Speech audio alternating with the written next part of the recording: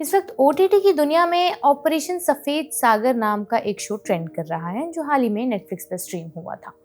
और इस शो को देखते हुए एक किस्सा याद आया जो कि देव आनंद और नवाज शरीफ से जुड़ा हुआ है। सुनिएगा। बात साल 1999 की है, जब तत्कालीन प्रधानमंत्री अटल बिहारी वाजपेयी पाकिस्तान के साथ रिश्तों पर जमी बर्फ को पिघलाने की कोशिश कर रहे थे।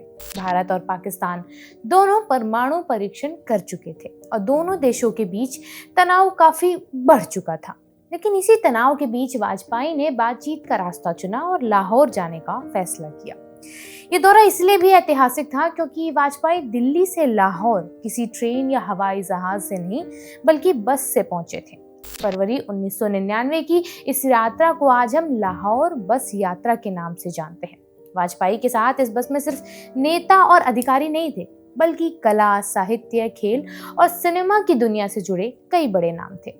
जावेद अख्तर, कपिल देव, शत्रुघ्न सिन्हा जैसे लोगों के साथ इस बस में एक और शख्स मौजूद था जिसकी पाकिस्तान यात्रा के पीछे एक बेहद दिलचस्प कहानी छिपी हुई थी। वो शख्स थे हिंदी सिनेमा के एवरग्रीन सुपरस्टार देव आनंद। अब पहली नजर में इसमें कुछ भी अजीब नहीं लगता है। प्रधानमंत्री पाकिस्तान जा रहे हैं, उनके साथ एक कल्चरल डेलीगेशन भी जा रहा है, तो देश के इतने बड़े फिल्म स्टार को भी उसमें शामिल कर लिया गया होगा। लेकिन असली कहानी इससे कहीं ज्यादा दिलचस्प है। देव आनंद को सिर्फ एक सेलिब्रिटी के तौर पर इस डेलीगेशन में शामिल नहीं किया गया था, बल्कि उन्हें पाकिस्तान ले जाने के पीछे खुद उस वक्त के पाकिस्तानी प्रधानमंत्री नवाज शरीफ की एक खास फरमाइश थी। यानी पाकिस्तान का प्रधानमंत्री खुद चाहता था कि जब अटल बिहारी वाजपेयी लाहौर आए तो उनके साथ देव आनंद भी जरूर आए। पर नवाज शरीफ ने ऐसी चाहत वाजपेयी जी के सामने क्यों रखी थी? जानने के लिए सुनिए आगे की कहानी। मेरा नाम है अन्नू और आप देख रहे हैं मास्टर शॉट। कहानी कुछ ऐसी है कि लाहौर जाने से पहले वाजपेयी ने नवाज शरीफ से पूछा था कि क्या वो भारत से कुछ चाहते हैं। जवाब राजनीति से जुड़ा नहीं था, ना कोई समझौता, ना कोई डिप्लोमेटिक डिमांड।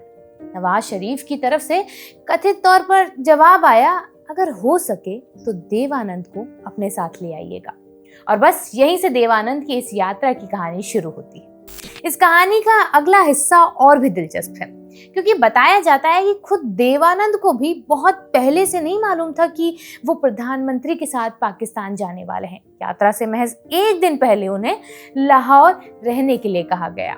जानकारी के मुताबिक वाजपेयी ने उनसे कहा कि कुछ अधिकारी आपके पास आएंगे, आपको दिल्ली आना है और हाँ, अपना पासपोर्ट रखना मत भूलिएगा क्योंकि आपको मेरे साथ लाहौर जाना है। अब जरा उस पल को इमेजिन कीजिए। देव आनंद उस समय कोई नए एक्टर नहीं थे, बल्कि दशकों से भारतीय सिनेमा पर राज कर चुके थे, लेजेंड थे। CID, guide, jewel thief, taxi driver, हम दोनों और जॉनी मेरा नाम जैसी फिल्मों के जरिए उनकी पहचान भारत की सीमाओं से बहुत आगे तक पहुंच चुकी थी। और अचानक उन्हें बताया जाता है कि पाकिस्तान के प्रधानमंत्री ने खास तौर पर आपको बुलाया है और कल आपको अटल बिहारी वाजपेयी के साथ लाहौर जाना है।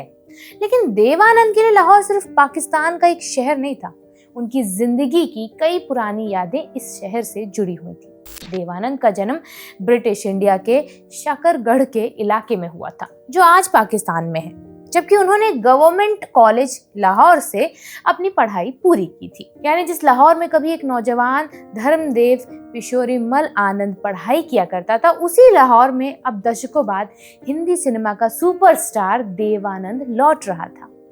इस बीच बंटवारा हो चुका था, एक मुल्क दो देशों में बंट चुका था, सीमाएं खिंच चुकी थी, सियासत बदल चुकी थी और कई दशक घिर चुके थे। देव आनंद बॉम्बे जाकर पहले स्ट्रगलर बने, फिर एक्टर बने, फिर स्टार और आखिरकार हिंदी सिनेमा के सबसे बड़े आइकन्स में शामिल हो गए। लेकिन इतने सालों तक वो अपनी जवानी से जुड़े लाहौर वापस नहीं जा पाए थे। इसीलिए 1999 की ये यात्रा उनके लिए किसी आम फॉरेन ट्रिप जैसी नहीं थी, ये एक तरह से उनकी घर वापसी थी। दूसरी तरफ लाहौर में उनका इंतजार कर रहे नवाज शरीफ भी सिर्फ प्रोटोकॉल के तहत किसी इंडियन सेलिब्रिटी से मिलने के लिए एक्साइटेड नहीं थे। वो देव आनंद के बाकायदा फैन थे, दीवाने थे। उनकी फिल्म देखते देखते उनके अंदाज को पसंद करते थे और शायद इसीलिए उन्होंने वाजपेयी से किसी और अभिनेता की जगह खास तौर पर देव आनंद को साथ लाने की फरमाइश रखी थी। फिर वो दिन आया जब वाजपेयी की बस वाघा बॉर्डर पर पहुंची। एक तरफ भारत से आया ऐतिहासिक डेलीगेशन था, दूसरी तरफ पाकिस्तान के प्रधानमंत्री नवाज शरीफ स्वागत के लिए मौजूद थे। आसपास कैमरास, सिक्योरिटी ऑफिशियल्स और दोनों देशों के लोग थे। लेकिन इसी डिप्लोमेटिक माहौल के बीच एक ऐसा मोमेंट आया जो किसी फिल्म के सीन जैसा लगता है। नवाज शरीफ ने बाद में इस मुलाकात को याद करते हुए बताया था कि जैसे ही देव आनंद बस से उतरे, दोनों बेहद गर्मजोशी से मिले। नवाज के मुताबिक देव आनंद साहब का एक्साइटमेंट किसी बुजुर्ग सुपरस्टार जैसा नहीं था, बल्कि किसी यंगस्टर जैसा था। लेकिन इसके बाद देव आनंद ने जो किया, उसने इस मुलाकात को और भी यादगार बना दिया। उन्होंने एक तरफ अटल बिहारी वाजपेयी का हाथ पकड़ा, दूसरी तरफ नवाज शरीफ का। दोनों प्रधानमंत्रियों को अपने पास लाकर उन्होंने कहा, मैं दोनों मुल्कों को इसी तरह इकट्ठा करने आया हूँ। सुनने में किसी फिल्म का डायलॉग लग सकता है, लेकिन उस समय और उस जगह पर इसके मायने काफी बड़े थे। सामने दो ऐसे मुल्कों के प्रधानमंत्री खड़े थे जो पहले कई युद्ध लड़ चुके थे, कश्मीर को लेकर लगातार तनाव में थे और कुछ महीने पहले ही न्यूक्लियर टेस्ट के बाद पूरी दुनिया की नजरों में थे। और उन्हीं दोनों नेताओं का हाथ पकड़कर एक फिल्म स्टार उन्हें साथ खड़ा कर रहा था। नवाज शरीफ की देव आनंद के लिए दीवानगी का सबसे मजेदार किस्सा इसके बाद सामने आया। देव आनंद के करीबी सहयोगी मोहन चूरीवाला ने एक घटना का जिक्र किया था। उनके मुताबिक नवाज शरीफ के पास देव आनंद की फिल्म सीआईडी की सीडी थी। इस फिल्म में मशहूर गाना है लेके पहला पहला प्यार। बताया जाता है कि इस गाने में देव आनंद का एक खास टर्न है।